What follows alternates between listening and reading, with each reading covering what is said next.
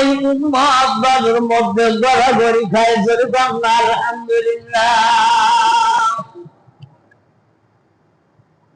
অন্য একটা বিয়ের মধ্যে আসলেন, ওই সময়টা যখন পার হয়ে যেতে শুরু করে দিয়েছে, এমন সময় আল্লাহর নবী ফেরেশতারে ডাকতে বললেন, ফেরেশতারে প্রতি দৈনিক ওই কচুবাড়ি মহল্লা থেকে আল্লাহর এক বান্দা আমার খাঁটি একজন উম্মত প্রতি রাত্রিতে 500 বার করে দরুদ আমার রোজার জন্য বকশিশ করে পাঠাইতো। এতক্ষণ পর্যন্ত ওই দরুদ আইসা না, যত জায়গা থেকে যত দরুদ আসে আর সালাম আসে আমি সবগুলোর উত্তর টাস করে দিয়ে দিই, কিন্তু ওই ব্যক্তির দরুদ আর সালাম না আসা পর্যন্ত আমি নবীর কলিজার মধ্যে শান্তি আসে না।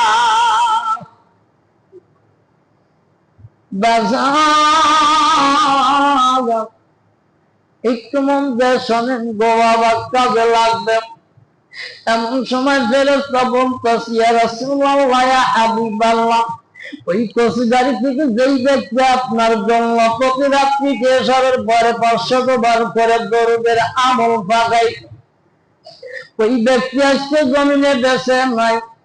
মদিনা আপনার রওজা তওয়াফ করার উদ্দেশ্যে বছর থেকে রওনা করেছিল। একদিন নয়, 2 দিন নয়, 10 দিন পর্যন্ত হেঁটে হেঁটে আপনার পরাইমন মক্কার দিকে চলে এসেছে। মক্কার দিকে আগমন আমরা মেসে দেখলাম, তার বাসার থেকে মক্কা থেকে তার লাশ পর্যন্ত এই 2টা রাস্তার মধ্যে মেপে দেখা গেল মক্কার দিকে তার লাশের স্থাপন বেশি হয়ে যায়। যেরকম আলহামদুলিল্লাহ। ইয়া রাসূলুল্লাহ ইয়া হাবিবাল্লাহ, নবী গো, ওই মানুষটা বেঁচে না যায়। মানুষটা ভূকম্প জমিনের মধ্যে, মরুভূমির মধ্যে তার লাশ পড়ে আছে।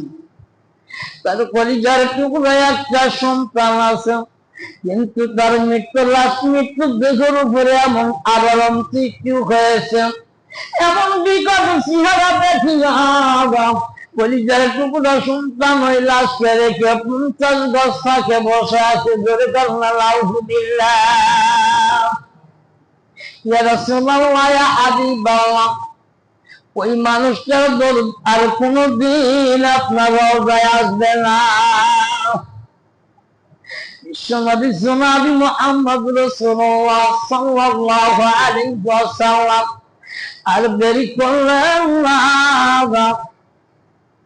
মদিনার রওজা ত্যাগ করে রুহানি হালাতে ওই লাশের কাছে চলে আসলেন।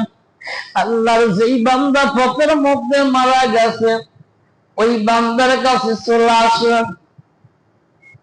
আল্লাহর নবী আসার পর এইবার চাদরখানা কান্দা তুলে দেখলেন মানুষটার চেহারা বড় বিদাঙ্গ খারাপ। আল্লাহর নবীয়তি হাত যখন শরীরের মধ্যে বুলাইয়া দেয়, সঙ্গে সঙ্গে সালমের আর নুরানি জান্নাতি চেহারা ওই বান্দার মধ্যে এসে যায়। জোরে বলো ঘরে নাকি সুবহানাল্লাহ।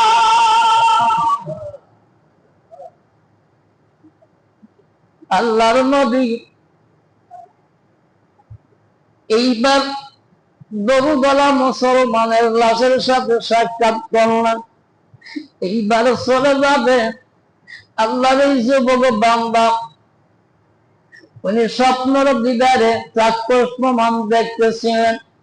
মানুষটা যখন চলে যাবে এমন সময় যুবকটা সামনে যায় 2 হাত টান করে 2 দণ্ডায়মান হয়ে গেছে। আপনি কে গো বাবা? আপনার চেহারাটা তো বড় খারাপ না, আপনার শরীর দিয়ে এমন কিরম ভাই, গত 2 দিন হলো উদার ভরে খানা খাইতে পারে নাই। আপনার শরীরের কিরামে আমার মনে হইতেছে 1 বছর আর খানার প্রয়োজন হবে না।